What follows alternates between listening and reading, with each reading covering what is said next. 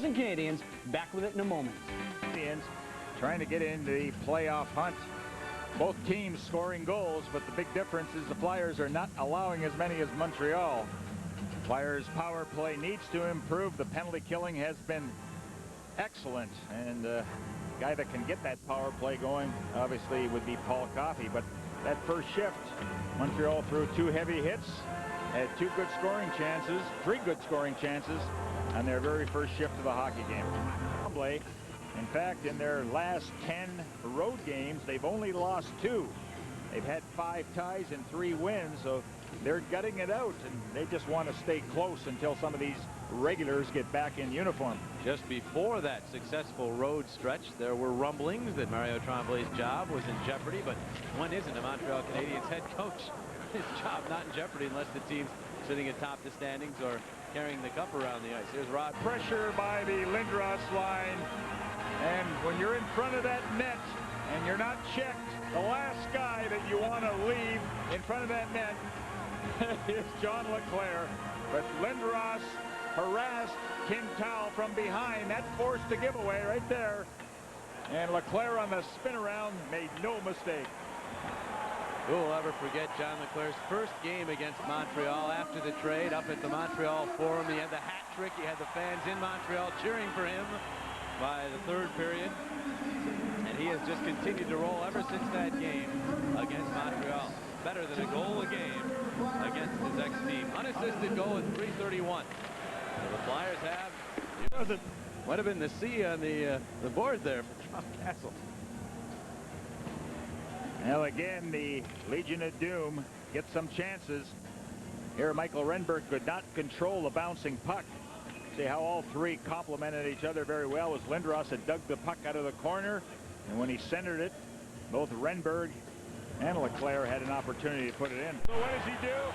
Watch one of my patented end-to-end rushes, and I'll find an open guy, and let's see if he can put it in. Well, John Druce did exactly that, and the Flyers have a 2-goal lead. Here he is at his very best, winding up, and boy, does he move. At this point, he's looking to find somebody in the clear, and Druce, what a nice little move. Oh boy, can this guy turn it on? And then when he passes, it's right on the stick. And Druce made no mistake. So Druce the goal, Coffey the assist. He's had a lot of those in his career, Gary. In fact, that is his 1,049th assist, tying him with Gordie Howe for 2nd overall in the great history of this game. Here is in front, Brunet, Janne, and he scores! You think that he would get stopped right there? Oh, no chance. When you check an Eric Lindros, you can't be attracted by the puck, which the Montreal Canadiens were doing. You have to look at him between the shoulder blades and take him. I don't think I'd want to do that either.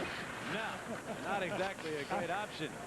Here's Svoboda. Not have a lot of his key players in the lineup, and now he's got everybody playing in the positions that they're supposed to be playing in, and that's why this team now is #1 in the Eastern Conference.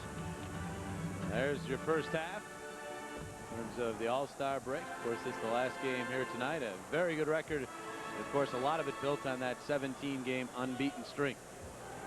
Very interesting comments from Terry Murray, who we heard earlier on and during the pregame show as well, about how he wants some of his players to get quality rest during this All-Star break. Eric Desjardins. John Druce has goals in his last 2 for the Flyers. This one is the goal of difference. 2-1 Flyers over the Canadiens. Jim and Gary have highlights and analysis. And Flyers after 1.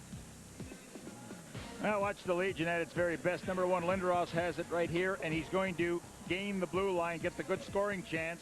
Now watch the persistent pressure by this line. Wherever the puck is, they just go after it, continually harassing the Montreal Canadiens.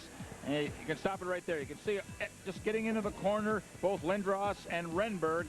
And right in this play here, stop it right there. Quintal is stripped of the puck by Lindros. And look at this area. No one close to John LeClair. Both defensemen behind the net. And that got things going for the Philadelphia Flyers. You want an easy assist? Watch Janne Niinimaa just give it to Paul Coffey and let him go. Here we go. He just blows by people. Stick checking isn't going to get it done for Montreal. Now stop it right there.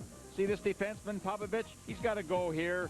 and stop Druce from shooting it. Instead, he peels off to the left. Well, that'll give Druce time to fire it in the net.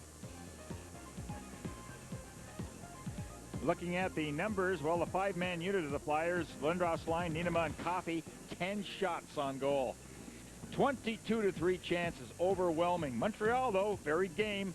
Out-hit the Flyers 24-18. Flyers again dominating faceoffs, and those turnovers really hurt you, as they did in that first period, 9 by the Montreal Canadiens. Flyers power play did not score,